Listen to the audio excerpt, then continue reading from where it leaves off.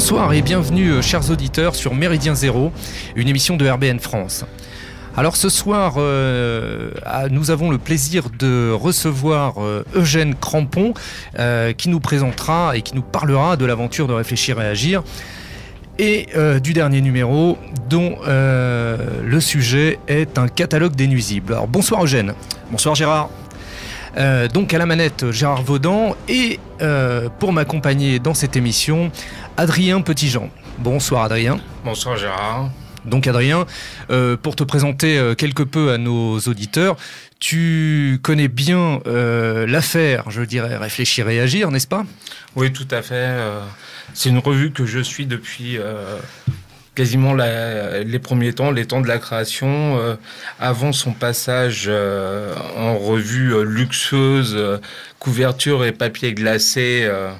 Essaye de parler un petit peu plus près du micro pour que nos auditeurs puissent t'entendre un peu mieux. Donc tu as été directeur de publication de Réfléchir et Agir dans les années. Voilà, j'ai eu cet insigne honneur dans les années fin des années 90, donc de 97 à 2000 à peu près. D'accord. Et j'ai commencé à participer à l'aventure par quelques écrits dès les numéros de 92-93.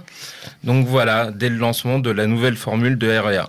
Ok, très bien, je te remercie Adrien. Alors Eugène, avant d'attaquer le catalogue des nuisibles, en tous les cas, le sujet de la dernière revue, d'ailleurs qui n'est pas encore en kiosque. Si, ça y est, c'est parti. Maintenant, les auditeurs de RBN, les fidèles auditeurs de RBN pourront se précipiter dans leur kiosque ou dans les bonnes librairies amies qu'il nous faut soutenir. D'accord, ok. Donc, je disais, avant d'attaquer ce sujet, vaste sujet d'ailleurs, qui mérite débat, je pense qu'un tour d'horizon de la planète Réfléchir et Agir, de l'aventure Réfléchir et Agir, serait intéressante pour nos auditeurs parce que, tout le monde ne connaît pas Réfléchir et Agir, et deux, je dirais, ça vient de loin tout ça. Ouais, c'est une revue qui est née en 1993. Alors auparavant, évidemment, c'était qu'un petit fanzine, presque renéotypé, comme tout le monde en faisait à l'époque. Comme tout le monde, tu t'es en train de me dire, là, on est dans le fanzine destiné à un public, dirais-je, aux cheveux courts. Ouais, on va dire ça comme ça. À l'époque, les premiers fondateurs, la première équipe, le premier noyau dur appartenait à un groupuscule qui défrayait un petit peu les chroniques à l'époque, notamment au Stade, au Parc des Princes. Il s'appelait les Jeunesses Nationalistes Révolutionnaires. Et leur intention, c'était de faire un journal pour politiser un petit peu la tribune. Alors, rassure-moi, là, c'était juste quelques éléments des JNR, c'est bien ça ? Oui, quelques éléments des JNR. Alors, Adrien, il pourra peut-être nous en parler, parce qu'il les a bien connus, probablement mieux que moi. Mais il souhaitait un petit peu sortir de la masse un certain nombre de gens qui pouvaient avoir un potentiel politique intéressant, les politiser pour leur éviter de faire des conneries, leur faire faire des choses plus ou moins intéressantes en termes militants. D'accord. Alors, on était à quelle année là C'était quoi, 90 ? Tout début 90 en fait. Début 90, Adrien, ouais. Oui, le fanzine et la première mouture Réfléchir et Agir, et tout d'abord on est vraiment de la volonté d'une personne, Éric Le Rouge, qui a été fondateur, journaliste, rédacteur, grand enquêteur de REA sur les premiers numéros, qui effectivement était quelqu'un qui était très proche pendant un moment d'une mouvance de gens aux cheveux très courts, comme tu disais tout à l'heure, qui par ailleurs, au niveau militant, fut un temps un compagnon de route donc des JNR, qui a un parcours universitaire assez brillant. C'est quelqu'un qui a écrit un livre il y a quelques années. Voilà, il a écrit un livre exactement sur les mouvements de l'extrême droite nationaliste révolutionnaire, qui était son sujet de thèse. Et il est parti d'un constat assez flagrant à l'époque, à savoir qu'il y avait d'un côté des revues militantes classiques comme Militant, la Revue de l'Œuvre, Le Choc à un moindre niveau, etc. Qu'il y avait d'un autre côté des fanzines rock, oi, qui s'adressaient donc uniquement à un public skin. Voilà, uniquement un public skin avec peu de politique, beaucoup de musique et pas mal de bière. Et il s'est dit, on va essayer de joindre un peu les deux. L'utile à l'agréable, peut-être. L'utile à l'agréable, de politiser ce qui peut l'être de la mouvance skin en leur donnant une certaine culture politique, en leur ouvrant de nouveaux horizons. Donc l'idée, c'était de synthétiser une certaine pensée, d'y apporter de la matière, et puis quelque peu de diriger politiquement tout ça, finalement, Eugène. Ouais, ce qui a été critiqué à l'époque, ce qu'on a dit, il a voulu faire une revue de ski névolien. D'accord. Et puis après, on a dit aussi qu'il a voulu faire du fascisme sur papier glacé. Mais c'est pas mal tout ça. Dites donc, vous nous sortez ça d'où, mon cher Eugène ? C'était sur les vieilles revues du Scalp et autres torchons du même acabit qui existent encore aujourd'hui. Réfléchir à une revue qui a un insigne privilège, à savoir que très tôt, il a profondément intéressé nos adversaires, dont certains desquels nous parlerons sans aucun doute tout à l'heure d'ailleurs, dans le catalogue des nuisibles. Oui. Alors d'ailleurs, justement, si je ne m'abuse, je reprends, puisque j'ai l'insigne honneur, comme disait Eugène, de l'avoir sous les yeux. Nous avons, par notre ami Pierre Gilliette, un article consacré au Scalp, dans le... Ouais. C'est ça. Ouais, le Scalp, vous lirez le papier, ceux qui nous feront l'honneur de nous acheter liront le papier sur l'histoire du Scalp, dont le but était de lutter contre la mainmise ou l'emprise, ou même le développement, ou même la simple diffusion des idées en milieu universitaire, à l'usine, etc. Et qui, à un moment donné, avait même instauré quelque chose qu'on appelait comment ça s'appelle ? C'est Le Pen qui a eu ce bon mot, le harcèlement démocratique. Ce qu'il avait dit, ils font le harcèlement démocratique est à la démocratie, ce que le viol est à l'amour, quoi. D'accord, on va bien s'amuser ce soir. Merci Eugène.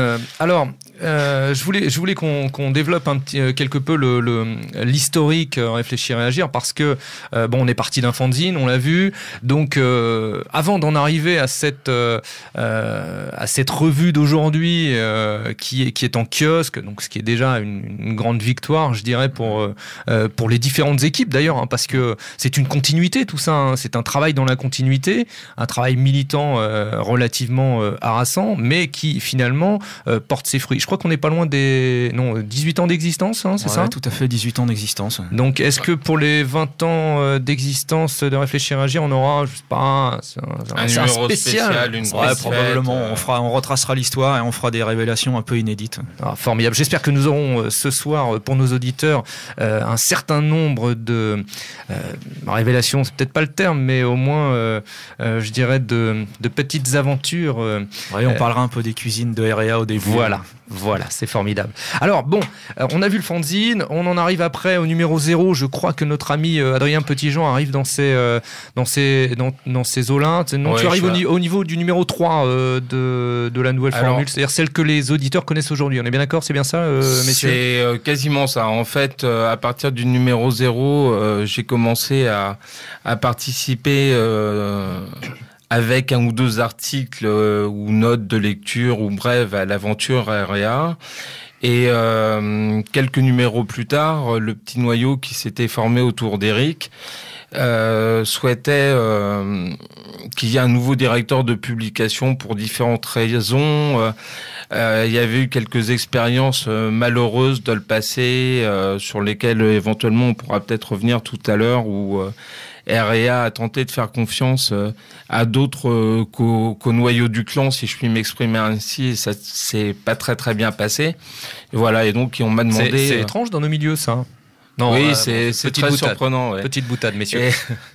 Et on m'a demandé effectivement si j'acceptais d'être directeur de publication. Ok, donc toi tu prends à partir du numéro 3. Voilà, c'est ça. Ouais. Numéro 97 jusqu'en 2000 environ. Ouais. Ok. Bon, déjà au numéro 0, donc nouvelle formule, on sent bien qu'on essaie de sortir du carcan, quoi. Alors, du carcan du fanzine. Il y a une logique à ça. À l'époque, le choc du mois qui avait été la grande aventure éditoriale des années 80-90 s'achève, c'est terminé. Alors pour nous, ça a été un drame. Un drame, ouais, parce que beaucoup d'entre nous avions appris à lire dans cette revue-là. Ouais, absolument. Il y avait des idées politiques, même d'avant-garde, etc. Et donc, on s'est dit, il faudrait qu'on prend le relais. Alors, modestement, évidemment, avec nos moyens. On n'en avait pas, d'ailleurs. Et donc, on s'est dit, il faut qu'on fasse une revue militante d'idées, en même temps assez pragmatique. Et donc, on lance ce numéro 0. Et tu te souviens, Adrien, à la soirée où on était ensemble, parce qu'on attendez, messieurs, une soirée de lancement pour le numéro 0 de Réfléchir à Agir. Ouais, ça s'est fait. Mais on est chez les people ou quoi là ? Ouais, ça s'est fait dans un bar, tout simplement. Et notre première préoccupation, le fondement, ce qu'on voulait mettre dedans, on le savait. Ce qu'on voulait faire, on le savait. La direction qu'on voulait lui donner au numéro, on le savait. Seulement, on n'avait pas de caillasse. Et on touche pas l'argent des banques ni des trusts. Donc, on a fait un simple tour de table. Qui peut mettre quoi? Voilà. Donc, chacun a mis de l'argent de sa poche. On n'a rien demandé à personne. Et on peut le dire, la plus grosse somme a été mise par un camarade à l'époque qui était maître d'hôtel, qui travaillait dans une enseigne prestigieuse à Paris, sur les Champs-Élysées. On a beaucoup parlé. Ouais. Et donc, lui, à l'époque, on a démarré, on avait besoin de 10 000 balles. Donc, 10 000 francs, aujourd'hui, c'est 1 500 €. Lui, en a mis les 2/3. De sa 1524 €, s'il vous plaît. Ouais, s'il te plaît, ouais. Donc voilà, c'est comme ça qu'a démarré l'affaire, avec 10 000 francs. Donc un beau geste militant au départ de tout ça, et puis toujours cette volonté politique. Ouais, c'était le prix de notre liberté. On s'est dit, on va mettre de l'argent, on ne demande rien à personne, comme ça, on écrira ce qu'on veut, on a des gares à avoir envers personne, et puis on adoptera la ligne qu'on souhaitera. Voilà, on dira ce qu'on avait sur le cœur. Donc pour ça, quand on a une certaine liberté, ça permet de dire ce qu'on veut. Alors des fois...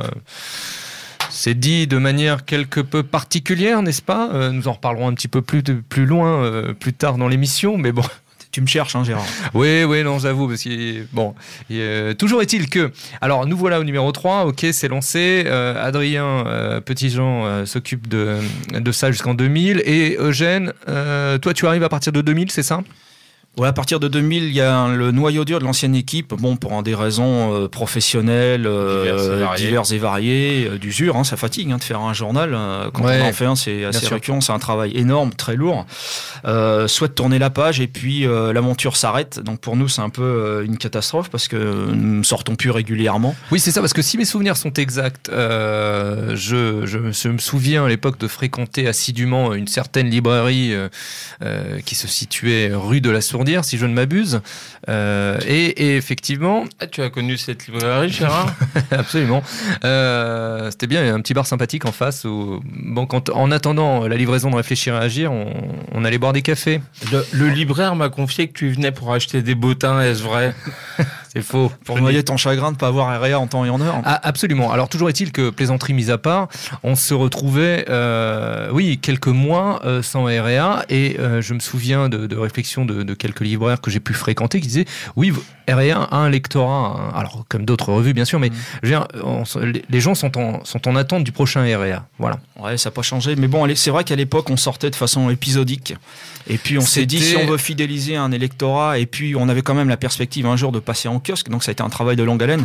Il a fallu sortir des numéros de manière plus récurrente, en temps et en heure. Oui, parce qu'on était quand même dans le canche-peustriel, pour... même il y a eu, même à un moment donné, on en a sorti un dans l'année. Donc on était loin des 3 ou 4 numéros que nous sortons aujourd'hui, Donc on avait perdu en nombre d'abonnés, les gens ne commençaient à plus nous faire confiance. Donc on s'est dit là, maintenant, si on veut vraiment incarner quelque chose, il faut qu'on travaille de manière plus assidue. Alors notre seul problème à l'époque, c'est qu'on avait perdu un nombre d'abonnés, on était plus récurrent dans les kiosques, on était plus récurrent y compris dans les boutiques, et puis surtout on n'avait plus aucun moyen, puisque la majeure partie de l'équipe était partie, certains avaient récupéré leur argent, on n'avait plus rien, et donc là il faut saluer il y a un certain nombre de camarades qui ont remis la main à la poche, toujours 100 personnes, et puis la première personne, les 2 seules personnes qui nous ont ouvert les portes dans la mouvance, le premier c'est Robert Dain, qui a voulu nous donner de l'argent, un vieux camarade en Haute-Loire, écrivain célèbre, des théoriciens du paganisme moderne, le militant peut-être le plus complet que j'ai jamais rencontré, c'est le seul qui nous a soutenus, qui tape du poing sur la table et qui dit non, REA c'est le carrefour des idées révolutionnaires, c'est une revue qui doit vivre, donc c'est lui qui nous a conseillé pour repartir. Et puis la deuxième personne à qui il faut rendre hommage, je fais une petite révélation d'ailleurs puisqu'on l'interviewe dans le... Secret de cuisine. Ouais, Secret de cuisine, c'est Camille Gallic de Rivarol, à qui je m'en ouvre à un moment donné un jour dans un repas de Rivarol, et qui me dit, écoutez Eric, moi je vous demande rien, venez maqueter le journal dans nos propres locaux en dehors des heures de bouclage de Rivarol. Donc c'est Camille qui nous a remis sur les rails, et un grand merci à elle.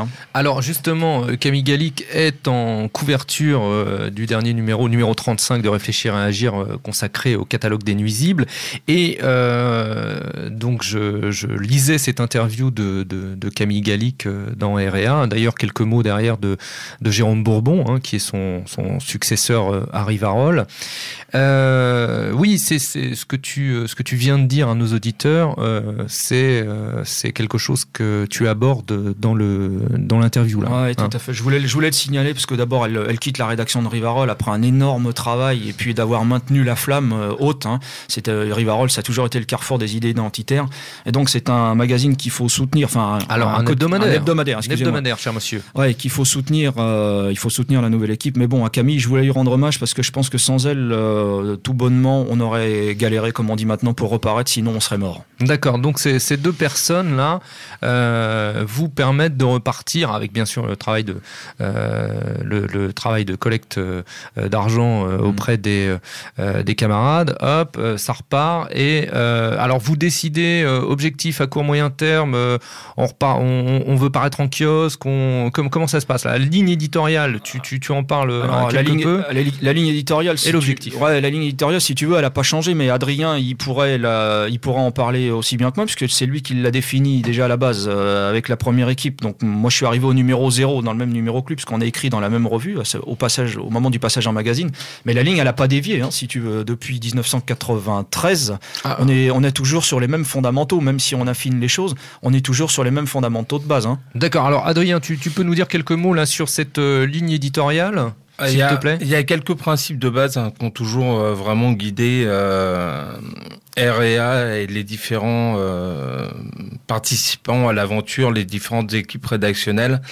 C'est un principe d'autonomie qu'on a abordé d'ailleurs en parlant de la question financière précédemment, à savoir ne dépendre de personne. On a beaucoup été critiqué et attaqué entre autres au passage en papier glacé puis après en couleur par certains de nos adversaires qui nous ont dit mais c'est pas possible, comment DNR peuvent faire une aussi belle revue, par qui ils sont payés. Donc qui c'est qui disait ça? L'escalpeux?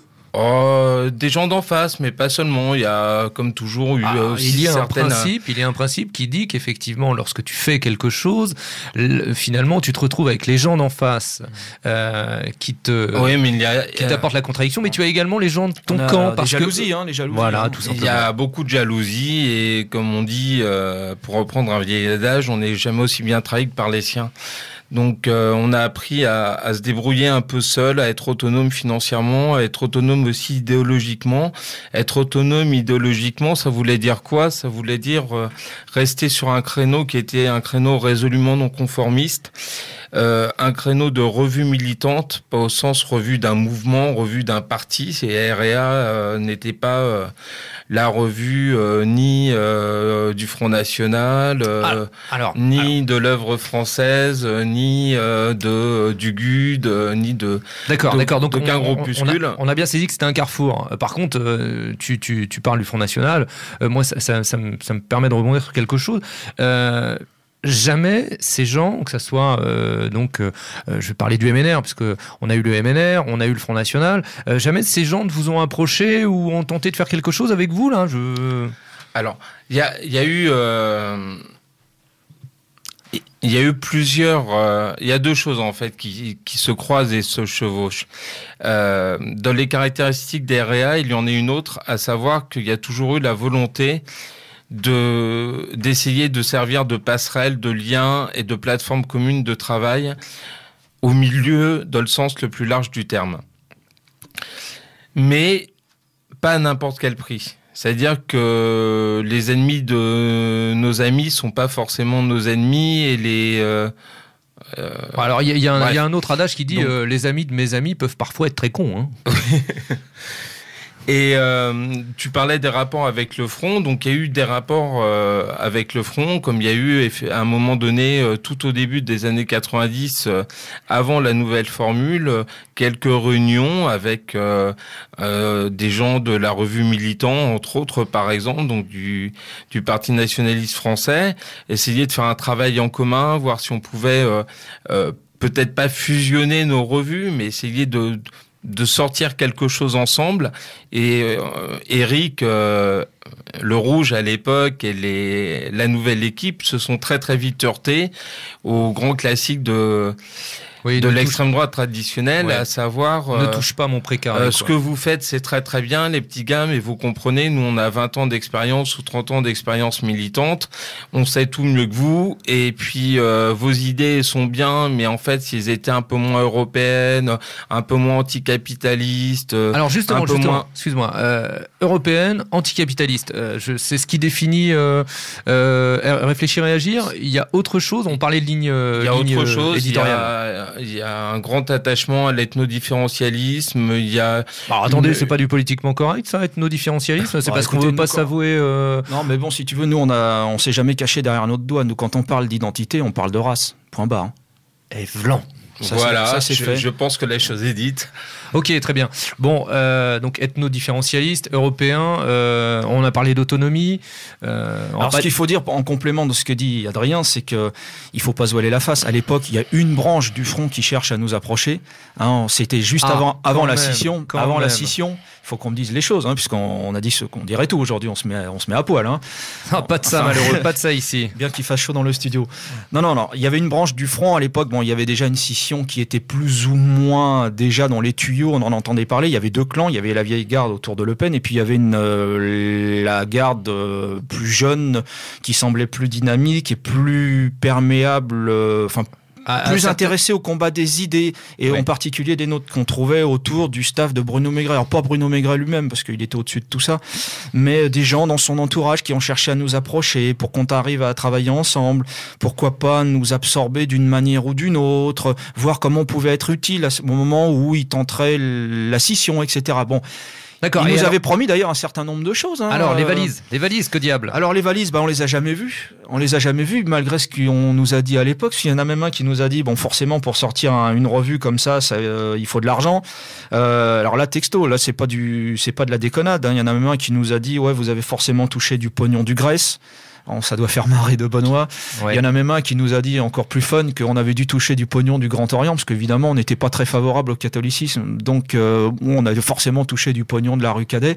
Bon, moi, j'étais déjà, à l'époque, les deux pieds dans la revue avec Adrien. Moi, je sais pas, j'ai jamais vu de valise de bifton. Les seules qu'on a trimballées, c'était celles qui sortaient de nos poches. Voilà. Ok, c'était d'accord. Les nôtres. D'accord. Alors, d'ailleurs, faut. Oui, Adrien. Tout le monde, non seulement REA a grandi, s'est développé avec les contributions de son équipe, dans un premier temps, vraiment de son équipe rédactionnelle et des plus proches.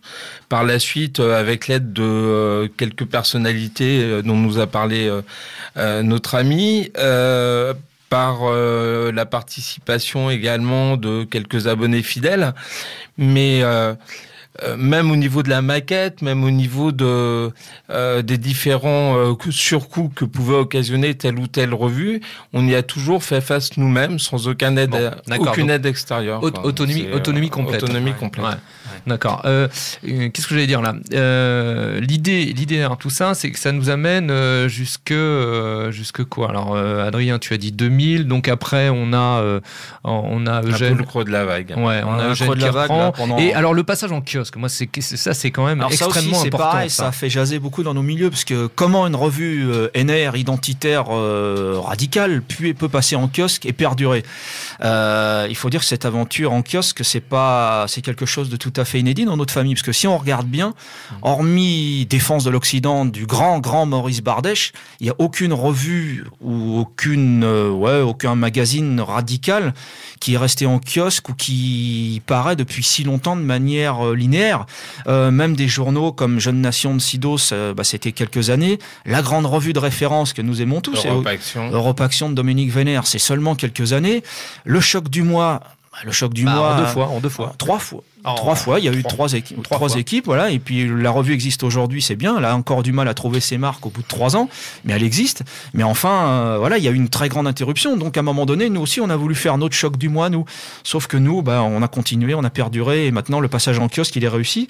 Alors, là, on vient de passer on a le numéro 35 qui sort. On est passé au numéro 25. Hein, tout le monde nous avait dit, vous casserez la gueule, ça sera un gouffre financier. D'accord, vous êtes passé en kiosque au numéro 25. Ouais. Donc il y a combien de temps maintenant? On a un recul de quoi, 2 ans? 2 ans, ouais. 2 ans. Ouais. Donc tout le monde nous avait dit, vous vous casserez la gueule, c'est la fin de REA, ça sera voilà, vous allez bouffer la grenouille. Et finalement, on a fait comme les gauches. Quand il y a eu des dettes, on les a épongées. Et le fait est qu'il n'y en a jamais eu. On a toujours au moins trouvé l'équilibre. Et maintenant, on s'inscrit dans la durée, ça continue, l'aventure continue, et on continue à se développer. Chiffres à l'appui, là, on n'est pas dans les délires, puisqu'on est passé par les... c'est NMPP, c'est ça? Non, c'est les MLP, c'est les concurrents. Ouais, mais enfin, voilà. Et donc, ces gens-là nous envoient les chiffres. Hein. Donc là, on a les chiffres tangibles, c'est pas de la déconnade. Donc c'est une revue qui fonctionne. Et qui tire aujourd'hui à 5000 exemplaires, on est bien d'accord? Exact, c'est ça, ouais, exact. D'accord. Ok.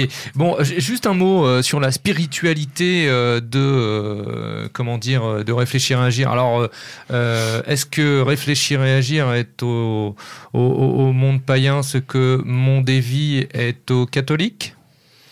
Non, je pense que même si on n'est pas toujours d'accord avec les Myogènes sur ces blagues et ces attaques à 2 balles peut-être, sur le positionnement, on va dire anti-chrétien, c'est clair que REA dès le départ c'est une revue d'inspiration païenne. C'est présenté et c'est défini comme une revue qui, au niveau spirituel, se référait effectivement à nos traditions les plus anciennes et les plus profondes, celles de l'Europe que nous aimons, à savoir le paganisme, pour les valeurs qu'il propose, qui l'a érigé en modèle et qui ont fait la richesse et la grandeur des civilisations mères telles que la civilisation grecque ou romaine. Pour parler des 2 plus importantes, on peut bien entendu parler des Celtes, des Germains, des Scandinaves, enfin... Ah, quand même.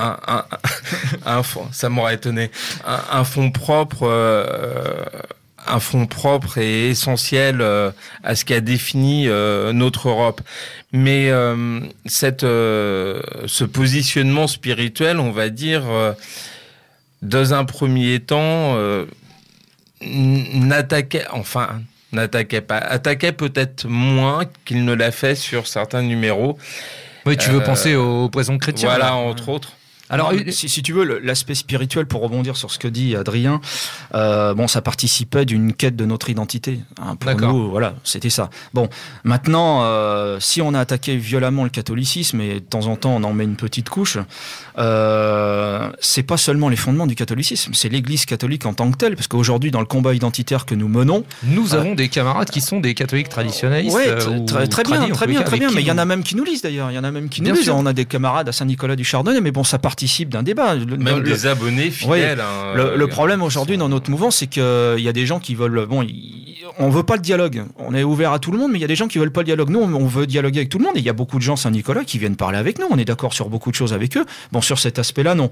Bon, moi, il se trouve que on me fera jamais admettre que Benoît XVI, c'est un camarade de combat. Il y a toute une partie de notre mouvance aujourd'hui qui trouve que c'est un grand pape, identitaire, etc. Bon, quand il fait appel, quand il dit qu'il faut régulariser les sans-papiers, qu'il faut respecter, qu'il faut, qui participe au mouvement migratoire, qui dit faut faire repentance, etc. Quand il va se présenter, faire des grandes repentances sur l'histoire européenne il y a 50 ans, moi j'en ai marre. Je ne considère pas que Benoît XVI ce soit un camarade de combat, que ce soit un grand pape identitaire, contrairement à ce que je lis dans certaines revues du milieu. Point barre, voilà, c'est un... Non, ok, d'accord, très bien. C'est un combat idéologique. Autrement, j'ai rien spécialement contre les chrétiens, contre les catholiques. D'abord, je fais une différence entre chrétiens et catholiques. Hein. Les catholiques font partie de l'histoire de mon pays, qu'on aime ou qu'on ne l'aime pas. Je me sens bien chez moi quand je rentre dans une chapelle romane ou gothique. J'admire, je me sens chez moi. D'ailleurs, c'est pas un hasard où ils ont bâti des chapelles. C'est souvent des anciens lieux de culte qui me sont chers aussi. Voilà. Bon. Maintenant, ce que je n'aime pas, c'est le christianisme qui retourne aux sources avec Vatican II, qui retourne aux sources du judaïsme. Voilà.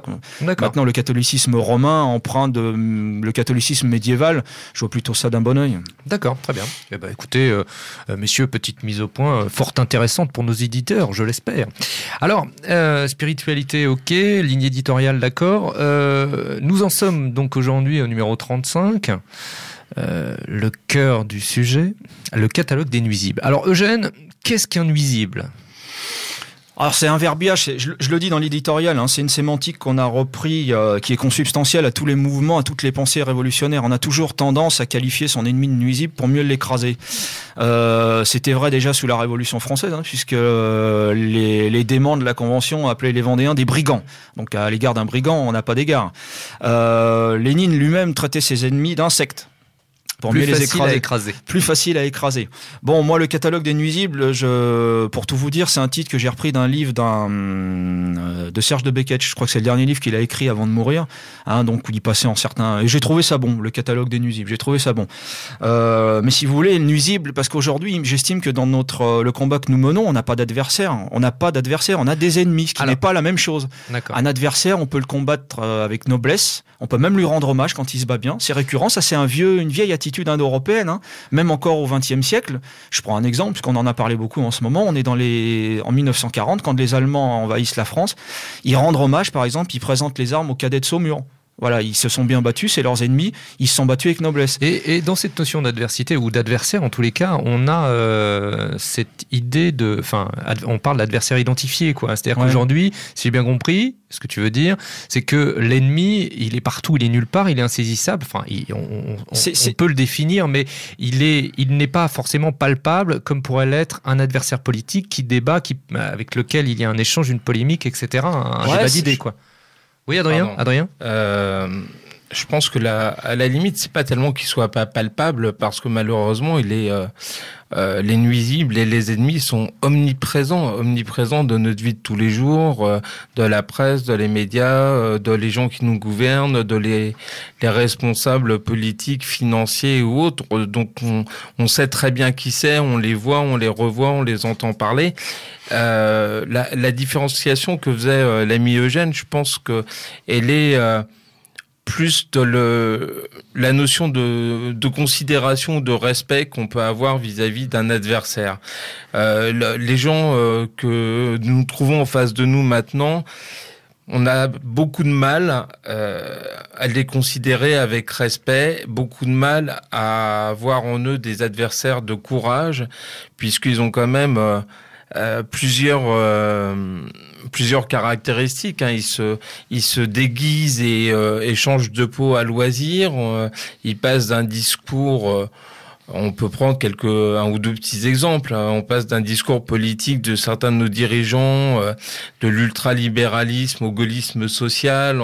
En l'espace de quelques semaines, ils ont fait une mue surprenante.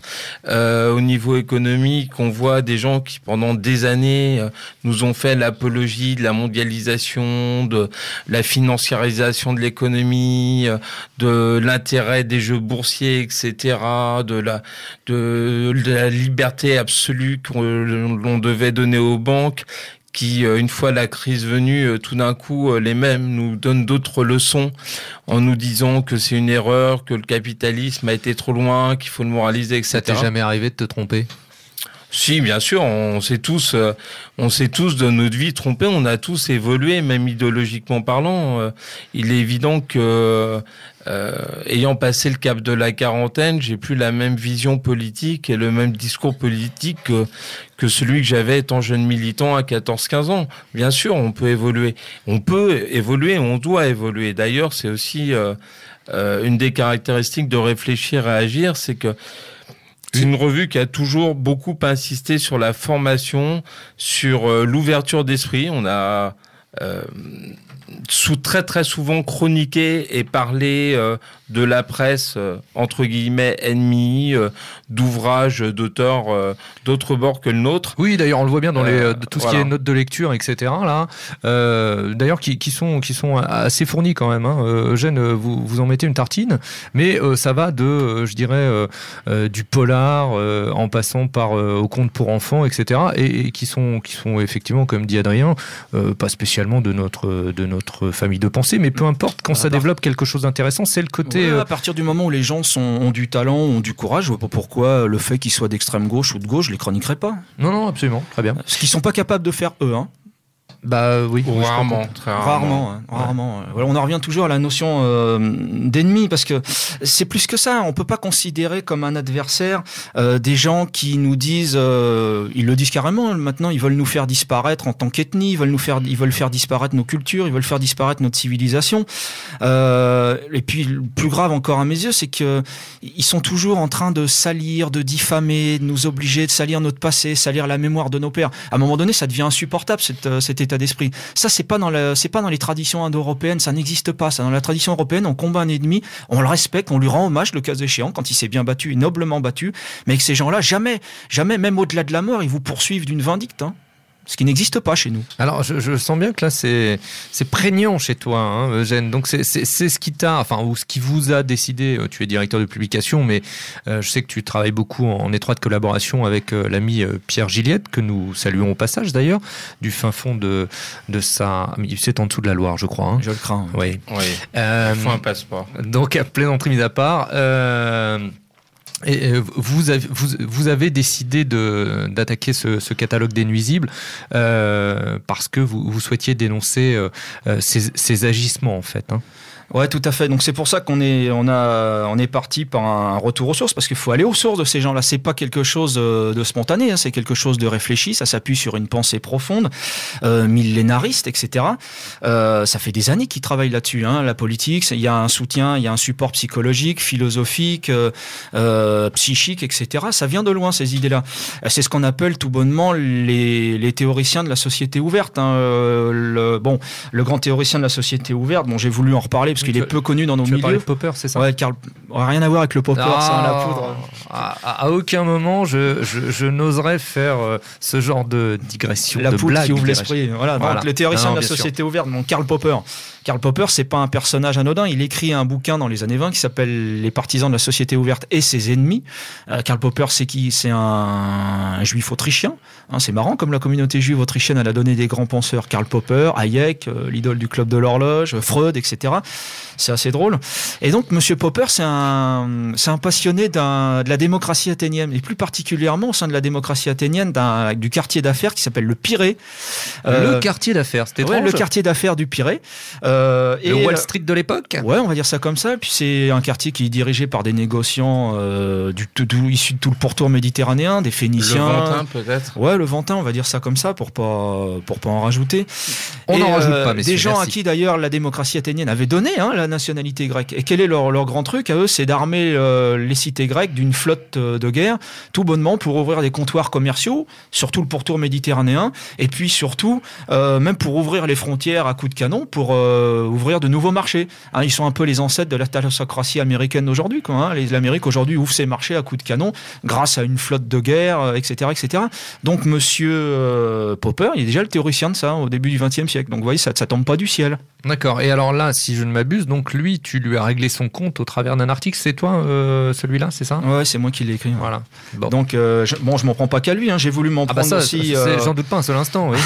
J'ai voulu m'en prendre aussi, par exemple, à Hayek. Hayek, étonnamment, fait partie du panthéon idéologique des gens du club de l'horloge. C'est ce que j'ai vu. Alors moi, je l'ai lu hier, avant-hier même, ce numéro.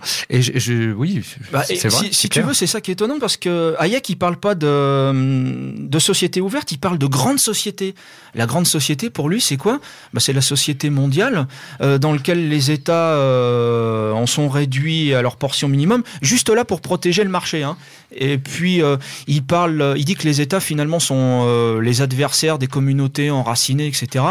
Que l'on peut fonder des nations ouvertes avec des agrégats de gens qui n'ont que des intérêts économiques, que la société de consommation. Et il dit d'ailleurs que la grande société n'a que faire de la solidarité. Par exemple, il n'y a pas à avoir de solidarité. On peut être une juxtaposition de personnages issus de partout et de nulle part, qui vivent en bonne intelligence, mais la bonne intelligence, c'est la loi du marché, hein, c'est tout. C'est le marché, la main invisible d'Adam Smith, c'est la main invisible qui régule le marché. Quoi. Voilà, c'est ça, c'est lui qui régule tout. Et alors, dans ces nuisibles, parce qu'on a les théoriciens, et puis... Il y en a deux autres quand même, sur lesquels il faut s'arrêter, toujours issus d'une petite caste d'élus.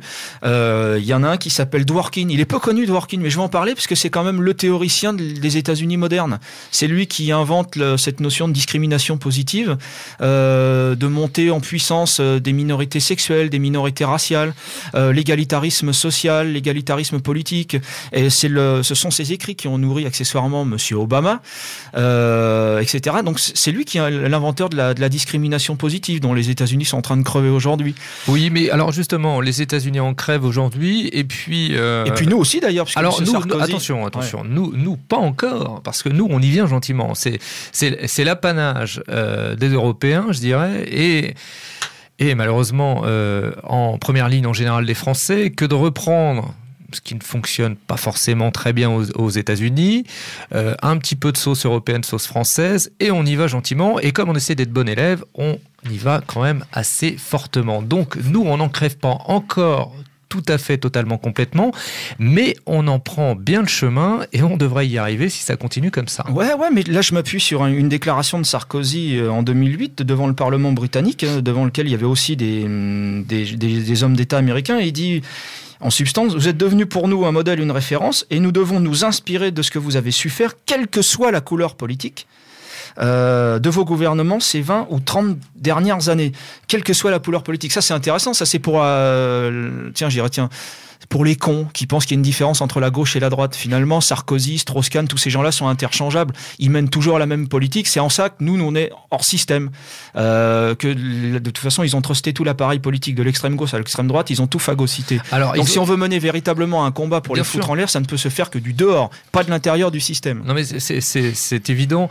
C'est d'ailleurs une réflexion que nous avions eue, ou un parallèle que nous avions fait lors d'une émission précédente sur le syndicalisme. C'est-à-dire que la vie politique française aujourd'hui est calquée sur le modèle anglo-saxon, avec cette notion de bipartisme qui finalement en fait n'a que poudre aux yeux en matière de différence.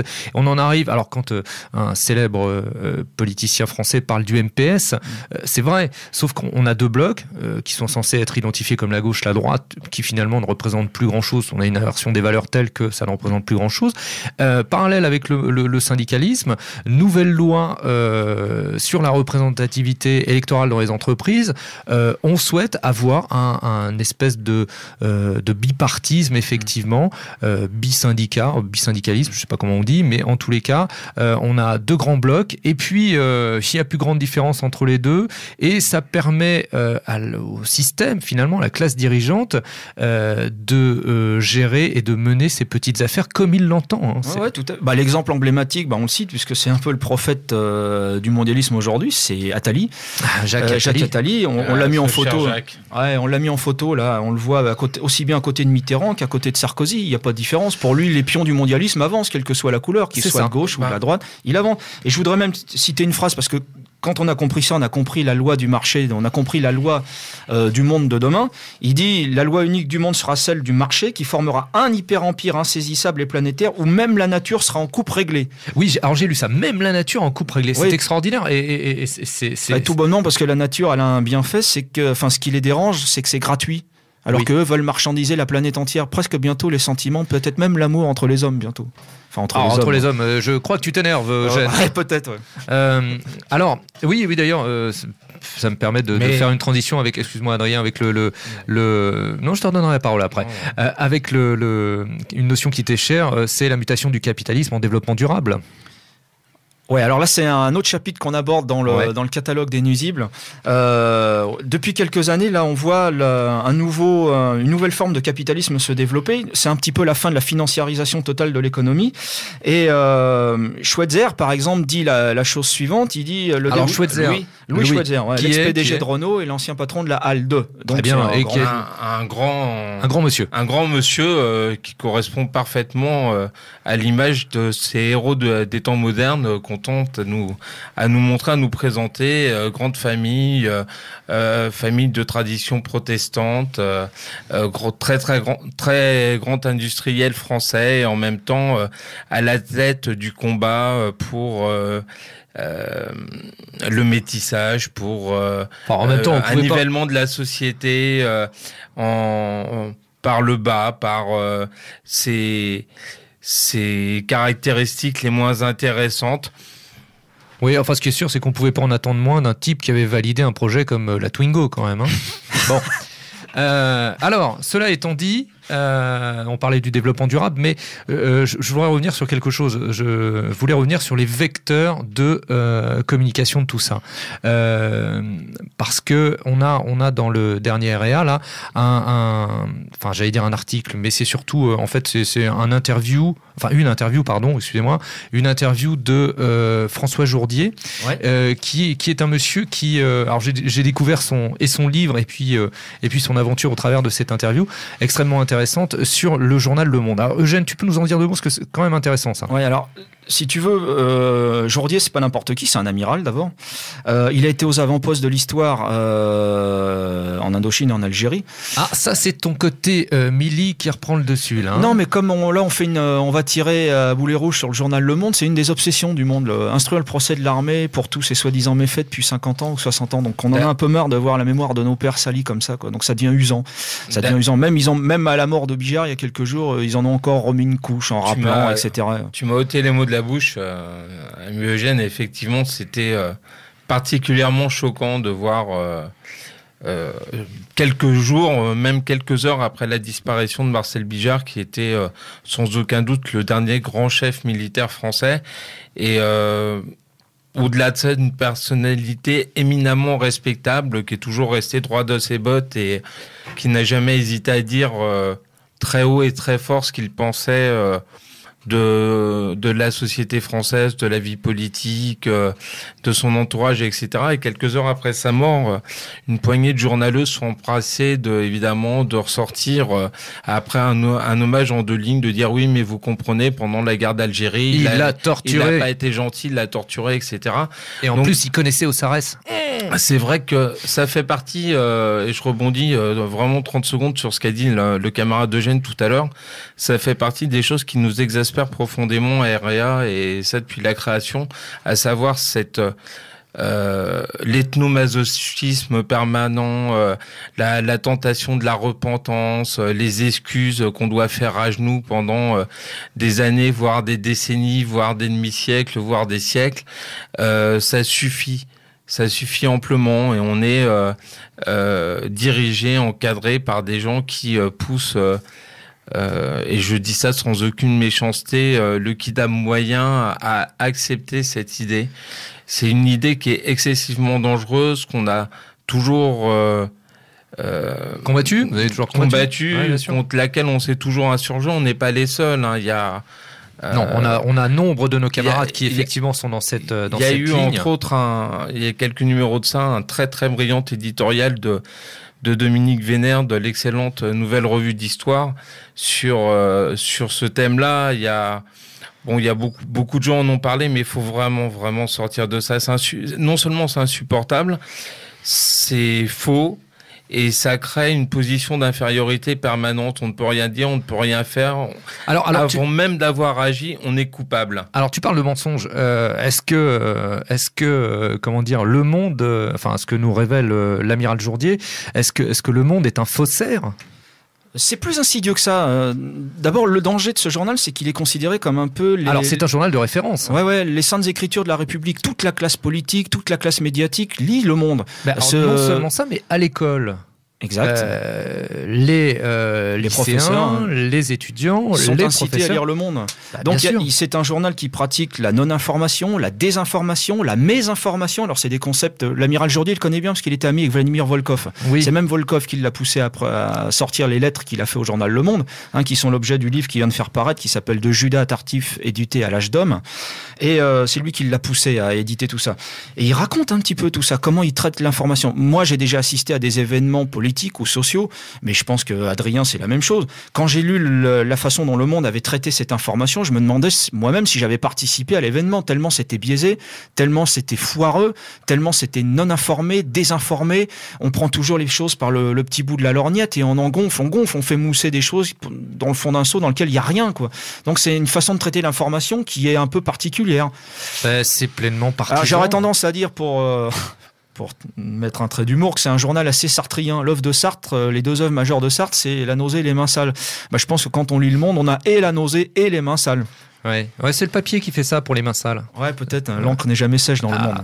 C'est terrible. Même en papier toilette, je déconseille. Non, merci Eugène, merci. Ouais, alors, par contre, donc oui, on recommande en tous les cas à nos auditeurs la lecture de ce livre de l'amiral Jorondier, de Judas Tartuffe, aux éditions de l'Âge d'Or. Il faut rappeler quand même la une mythique du monde, s'il fallait n'en retenir qu'une de ces 50 années, c'est l'entrée des Khmers rouges à Phnom Penh, avec un titre Phnom Penh enfin libéré. Enfin libéré, voilà. Enfin libéré. Bon, on a tout compris du journal Le Monde quand on voit ça, quoi. Non, c'est clair, c'est pleinement révélateur. Alors, sinon, si je ne m'abuse, quelqu'un d'autre d'épinglé dans ce numéro, qui est sous la houlette de Pierre Gilliatt, je crois l'article, pardon. Un homme à chemise blanche. Oui, absolument. Un grand philosophe, dirais-je, Monsieur BHL. Et il y avait créa BHL. Alors, mais vous n'aimez pas BHL, Monsieur Crampon? Le mot est faible. S'il y a un nuisible emblématique, c'est bien lui tout de même. Il y en a un autre qui est emblématique, c'est Monsieur Finkielkraut. Ouais, il est emblématique quand même. Bon, alors parlons de BHL. BHL, c'est la caricature de l'ennemi absolu. Et là, je vais être sérieux 2 minutes. Il a quand même fait paraître 2 livres qui sont absolument gerbants. Un premier dans les années 70 qui s'appelait Le Testament de Dieu, où il disait en substance que la seule spiritualité acceptable sur Terre, c'était celle qui était née dans le Sinaï, qu'il fallait en tirer les conséquences, et que les Européens qui avaient des lieux sacrés, etc., en clair, il fallait les leur détruire. Il écrit ça, il dit qu'il fallait détruire leurs bosquets sacrés. Vous imaginez si moi j'écrivais dans REA qu'il fallait détruire les synagogues. Et lui, il peut se le permettre, il l'écrit ça, d'accord ? À tel point que mon ami Robert Dain avait même fait un livre mythique pour lui répondre, qui s'appelait L'âme européenne, réponse à Bernard-Henri Lévy. Et il fait un deuxième livre, gerbant, qui s'appelle L'idéologie française, où là, il va encore plus loin, puisqu'il parle de nous, le vieux peuple, il nous traite de vieux peuple archaïque, imbécile, accroché à ses collines et à ses clochers. Alors ça veut dire quoi, un peuple archaïque? Oui, on est un vieux peuple archaïque, on vient des fonds des temps, on a des origines qui sont pas celles de monsieur Bernard-Henri Lévy, mais c'est les nôtres. Elle a peut-être des tares, notre race, mais elle a une particularité à nos yeux, c'est que c'est la nôtre. Et on la défend. Après, quand il parle de peuple accroché à ses collines et à ses clochers, oui, forcément, ça fait référence à des notions d'enracinement. Oui. Il n'y a pas un coteau, il y a pas un coteau en France qui n'a pas été ciselé par nos pères. Il n'y a pas une parcelle de terre qui n'a pas été emblavée par nos pères. Sur ces coteaux-là, nos pères s'y sont battus et aujourd'hui, ils y reposent. Alors, moi, j'admets pas qu'on tire comme ça sur les morts. C'est vraiment de la lâcheté. Mais lui, monsieur Bernard-Henri Lévy, il se le permet. C'est là où il est encore plus dangereux que monsieur Finkielkraut. Alors, pourquoi il est plus dangereux? Enfin, je veux dire, Finkielkraut, c'est à la fois emblématique, puisqu'on a même des gens de notre famille de pensée, de notre mouvance, qui s'y réfèrent, qui considèrent que ces analyses ne sont pas si fausses que ça, voire même qu'il y aurait possibilité d'ouverture à un certain dialogue avec une certaine frange de cette population. Il est dangereux parce qu'il a été le compagnon de route longtemps. Il vient de l'extrême gauche, Alain Finkielkraut, et il a eu comme mentor quelqu'un qui s'appelait monsieur Benny Lévy, qui avant d'être une figure emblématique de l'extrême gauche en France, est devenu après rabbin d'ailleurs en Israël. Et ce monsieur Finkielkraut, il faut essayer de comprendre pourquoi on passe de l'extrême gauche aujourd'hui à des positions néoconservatrices à outrance. Pourquoi ce monsieur subitement veut nous faire rentrer, pourquoi il a soutenu Sarkozy d'ailleurs au présidentiel, pourquoi il veut nous intégrer de facto dans le cadre global d'un choc des civilisations, pourquoi il voudrait que la France participe à des missions éventuellement demain sur l'Iran, comme hier en Irak, en Afghanistan ou dans Yougoslavie, pourquoi aujourd'hui il souhaite que la France participe éventuellement à un corps expéditionnaire sur l'Iran. Il faut essayer de comprendre. C'est tout bonnement, il a compris que l'extrême gauche, pour faire avancer le mondialisme, c'était pas la bonne voie, et qu'aujourd'hui, le meilleur acide corrosif pour détruire une identité, pour détruire une nation, pour faire avancer le mondialisme, c'est tout bonnement le capitalisme libéral. Voilà, et l'idéologie des droits de l'homme et l'antiracisme. Mais tout est lié d'ailleurs. Je pense. Ouais. Je crois que pleinement, clairement. Adrien, tu voulais intervenir, non ? Oui, non, mais juste sur le tout est lié, 2 petites remarques. Ce qui est déjà assez amusant, c'est effectivement de ressouligner le parcours, comme l'a très bien fait l'ami Eugène, de monsieur Finkielkraut, à savoir de l'extrême gauche je vais pas dire à la révolution conservatrice, parce que sinon j'ai quelques camarades dont les oreilles vont siffler, mais un conservatisme de mauvais aloi. On retrouve le même schéma et le même type de démarche dans une partie de l'ex-extrême gauche ou gauche américaine, si tant est qu'elle ait pu exister. On les retrouve maintenant parmi les plus conservateurs et on les a retrouvés dans les proches conseillers de notre regretté président George W. Bush. Donc parcours semblable, similaire pour quelqu'un qui défend effectivement et qui suit bien sagement au bon petit soldat la grande politique internationaliste américaine. C'est assez amusant de voir de faire le parallèle. Et puis la deuxième chose, tu disais camarade Gérard que tout était lié. Oui, tout est parfaitement lié. C'est-à-dire que on a à la fois donc une sorte de bipartisme obligatoire entre une gauche qui n'a de gauche que le nom et une droite qui fait de même. On a d'un côté des gens qui nous expliquent depuis grosso modo un demi-siècle et avec un peu plus de virulence depuis une vingtaine d'années, qu'on vit dans un monde merveilleux de bisounours où la planète entière n'est qu'un gigantesque marché où l'homme de demain sera un consommateur heureux et comblé, sans racines, baigné par une musique, une culture universelle. Et tu es un citoyen du monde. Voilà, exactement. On s'aime tous, tout est beau. Et on a une extrême gauche qui s'effondre, qui n'a plus dont les références révolutionnaires sont purement factices et il y aurait beaucoup à dire sur ça. D'ailleurs, oui, ce sera sûrement assez amusantes. L'objet d'une émission. Ce qui est flagrant, c'est que cette extrême gauche est même une partie même une partie de la gauche officielle, ce qui reste du Parti communiste, par exemple, c'est plongé avec délectation de la défense des sans-papiers, de l'immigration à tout va. Faut pas croire que c'est uniquement par vocation humaniste. C'est également excuse-moi, je te coupe, mais parce qu'il nous reste plus très très longtemps, mais non, il y a pas de mal. Défense des sans-papiers me fait penser à la CGT, parce que voilà. Et dans le REA, alors encore sur le syndicalisme, parallèle avec le syndicalisme. Mais c'est dans le REA, je crois, dans celui-là, où il y a une belle photo où nous avons à la fois les représentants des différentes organisations syndicales. Je crois qu'on doit avoir Monsieur Chérec, le roi de la signature. Oui, ce monsieur a un stylo qui frétille. Pour un syndicaliste, c'est assez extraordinaire parce que la défense des salariés... Bon, j'ai du mal à concevoir tout ça en même temps. La signature abusive avec la défense des salariés. Oui, patron, hein, difficile quand même. Et notre ami Gérard Thibault. Bernard Gérard Thibault, que dis-je? Avec sa coiffure légendaire. Il est extraordinaire. Magnifique, nanar. Ça vaut la casquette de Crasu, mais... il n'était plus... Au moins, Crasu, on se marrait. Crasu était drôle, au moins. Toujours est-il que ils sont tous en photo, là. On a une photo extraordinaire avec Madame Parisot du MEDEF. Ouais, exact. Donc, connivence par excellence. Réunion de famille par excellence. C'est ça. Ouais. Donc, c'est avec eux qu'elle traite. Donc, elle n'est pas en lutte des classes avec eux. Hein. Ils sont en lutte des crasses. Oui, c'est ça. Disons que la lutte des classes a ses limites, quoi. Hein. Ça dépend ça dépend de tout un tas de choses qui nous échappent, mais que ces gens-là ont bien eux cerné. Hein. En tous les cas, on les voit pleinement. Là, j'ai le REA devant les yeux. Cette photo est extraordinaire.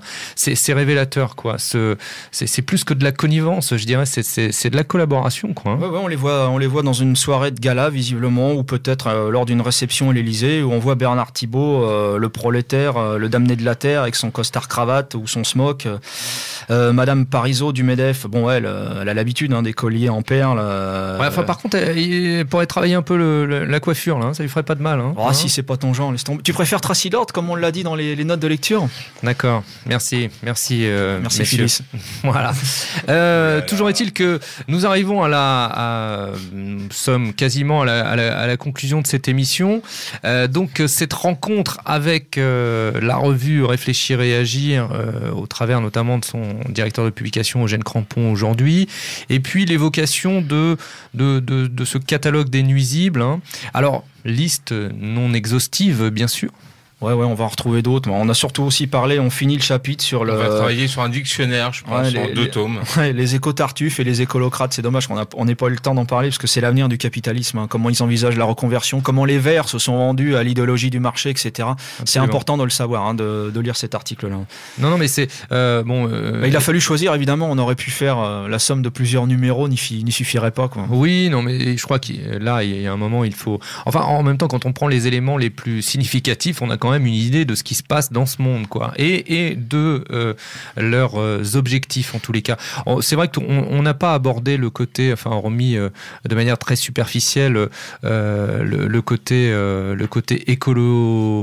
écologiste, écologique de la chose, mais ça mériterait d'ailleurs, à mon avis, une émission complète sur l'écologie, voire sur le développement durable et cette mutation du capitalisme en capitalisme vert dont je parlais tout à l'heure. Alors messieurs, nous sommes dans la 59e minute de cette émission, donc nous allons clore cette émission. Messieurs, merci d'avoir été avec moi. Je rappelle à nos chers auditeurs que nous sommes sur RBN de 23h à minuit le dimanche, que vous pouvez également nous écouter en podcast sur notre site internet http://méridien0toutattaché.oeufort.com, que vous pouvez nous écrire à l'adresse suivante zméridien@yahoo.com. Voilà, chers auditeurs, je vous souhaite une bonne soirée et je vous dis à bientôt. Merci messieurs.